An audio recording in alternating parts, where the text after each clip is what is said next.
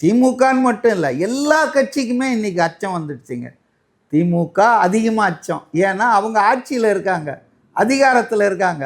இப்போ அதிகாரத்தில் இருக்கிறவனுக்கு அதிகாரம் போகிற வழி அதுதான் ரொம்ப அதிகம் இல்லையா? அதனால் எடப்பாடியும் அவர் ஆரம்பிச்சிட்டார் ஒரு பக்கம் அவருடைய பயணத்தை.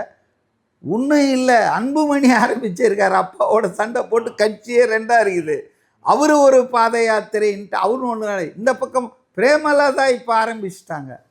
அவங்களுக்கெல்லாம் 2% ஓட்டு இருக்குமா, 1% ஓட்டு இருக்குமான்னு தெரியாது.